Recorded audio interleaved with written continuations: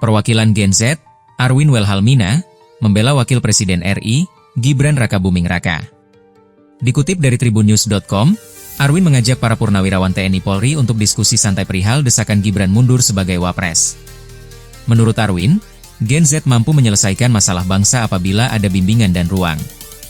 Atas hal itu, ia mengajak salah satu purnawiran TNI Fachrul Razi untuk dialog santai yang nantinya dihadiri oleh kaum Gen Z.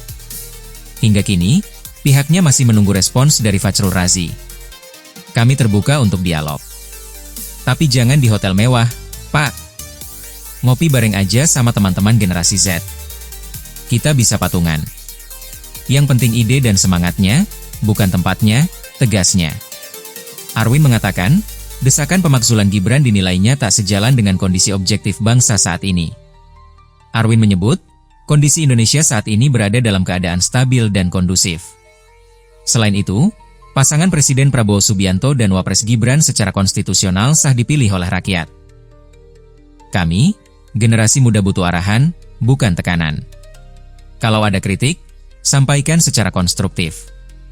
Jangan langsung melompat ke isu besar seperti pemakzulan. Itu terlalu jauh, kata Arwin, Selasa, 29 April 2025. Bahkan, Arwin mengatakan, dalam 100 hari kerja era Prabowo Gibran sudah menunjukkan hasil yang cukup baik, terutama di pertanian dan desa. Terkini, ia berharap masyarakat turut mengawal kebijakan pemerintah secara objektif. Yakni, bukan menciptakan kegaduhan yang justru menghambat pembangunan bangsa Indonesia. Perubahan tidak bisa instan. Tapi kami melihat gerakan positif mulai dari desa, dari petani. Itu perlu didukung, bukan diganggu dengan polemik yang melelahkan, terangnya.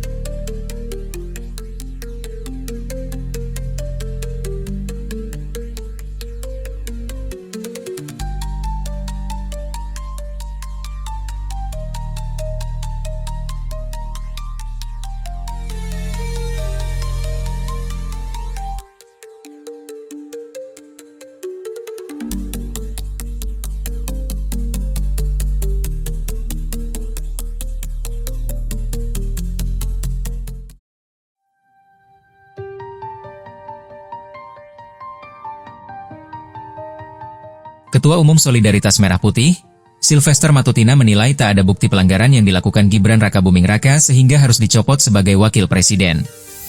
Dikutip dari tribunnews.com, ia lantas menduga ada sejumlah pihak yang bermain di balik usulan pemakzulan Gibran. Sylvester menduga, isu ini salah satunya sengaja dihembuskan oleh barisan sakit hati. Kelompok tersebut diduga orang-orang yang tak dapat jabatan atau yang dicopot jabatannya di era Jokowi maupun Prabowo. Selain itu, para koruptor, pengusaha hitam dan politisi jahat yang terganggu urusannya juga diduga ikut terlibat. Tak hanya itu, Sylvester juga menduga, pendukung capres yang belum move on karena kalah pilpres juga berkemungkinan bermain. Termasuk para pengamat dan paranormal yang menakuti rakyat bahwa Indonesia akan krisis. Sehingga Gibran dimakzulkan dan Prabowo diisukan akan dikudeta oleh orang kurus. Sylvester menduga, ada agenda lain di balik usulan pencopotan Gibran. Salah satunya mengadu domba Prabowo, Gibran dan Jokowi.